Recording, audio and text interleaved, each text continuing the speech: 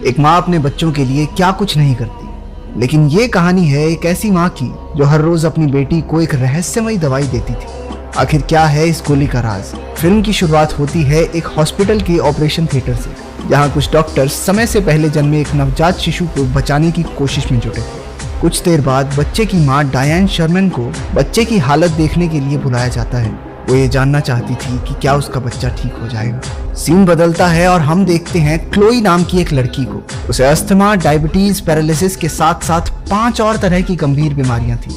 घर पर कई सारी दवाइयां लेना और रेगुलरली अपने ब्लड शुगर लेवल को चेक करना उसके रोजमर्रा के कामों में आता था। क्लोई एक बहुत ही होशियार लड़की है जो अपने शहर की जानी मानी यूनिवर्सिटी से आगे की पढ़ाई करना चाहती है। उसने यूनिवर्सिटी में दाखिले के लिए फॉर्म भी भर दिया था। जब भी घर पर कोई लेटर आता वो बहुत उत्सुक हो जाती, ये सोचकर कि शायद वो यूनिवर्सिटी की तरफ से होगा। लेकिन अफसोस, यूनिवर्सिटी से कोई लेटर आया ही नहीं। क्लोई एक बहुत ही जिज्ञासु लड़की है जिसे नए नए एक्सपेरिमेंट्स करना बहुत अच्छा लगता है। वो इंटरनेट से सीख कर घर पर अजीबोगरीब चीजें बनाती रहती है। एक दिन जब वो पढ़ रही थी तो उसे एक गाड़ी की आवाज सुनाई दी।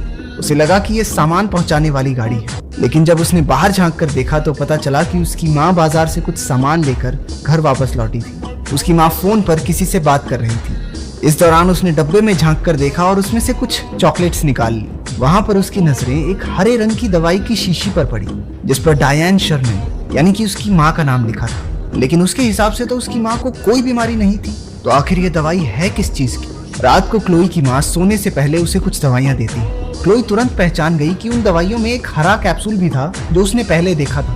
उसने इस बारे में अपनी माँ से पूछा, लेकिन वो कहती है कि ये असल में क्लोई की ही दवा है और शीशी पर दुकान वाले दवाई खरीदने वाले का नाम लिखते हैं। क्लोई उसकी माँ के इस जवाब से पूरी तरह संतुष्ट नहीं थी, लेकिन अपनी माँ पर भरोसा करते हुए उसने अपनी दवाई ली और सीधा सोने चली।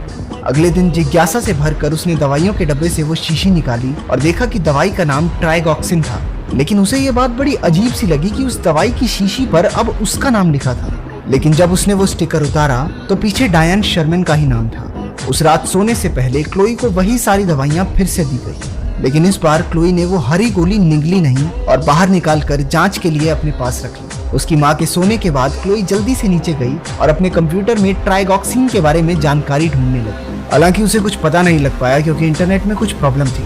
कंप्यूटर चलाते वक्त उसे ये एहसास नहीं हुआ कि कोई कमरे के कोने से उसे देख रहा था। जब उसके पास कोई और तरीका नहीं बचता तो क्लोई अनजान लोगों को फोन करके उन्हें कहती है कि इंटरनेट से देखकर उसे ट्राइगॉक्सिन के बारे में बताएं।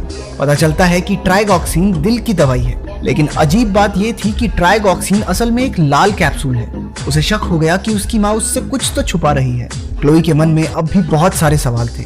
घर से बाहर निकलने के लिए उसने अपनी माँ से फिल्म देखने के बारे में पूछा। जब वो सिनेमा हॉल में थे तो क्लोई ने डायन से पूछा कि उसे टॉयलेट जाना है। वो थिएटर से निकलकर पास की दवाइयों की दुकान पर पहुंची।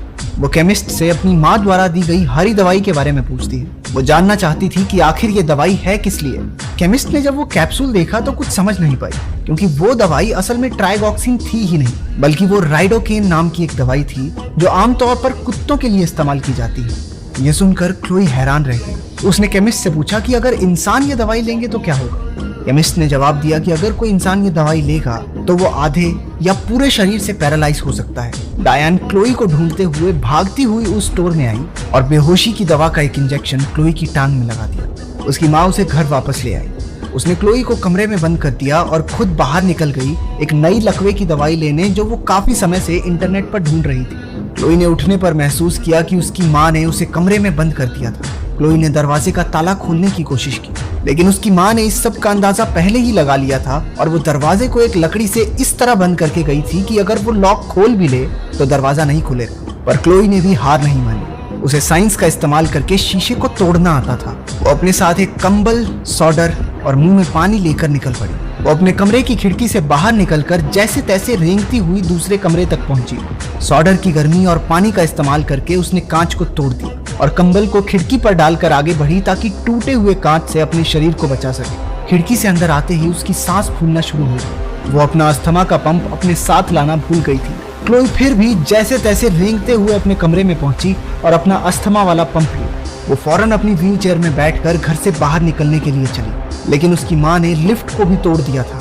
उसने बड़ी मुश्किल से अपनी व्हील चेयर को नीचे गिरा दिया और सीढ़ियों पर रेंग कर जाना शुरू किया, लेकिन अचानक वो फिसल कर सीढ़ियों से लुढ़क गई। वो धम से जमीन पर गिरी। उसने महसूस किया कि वो अपने पैर का अंगूठा हिला पा रही थी, क्योंकि काफी समय से उसने अपनी माँ की दी हुई दवाई नहीं ली थी।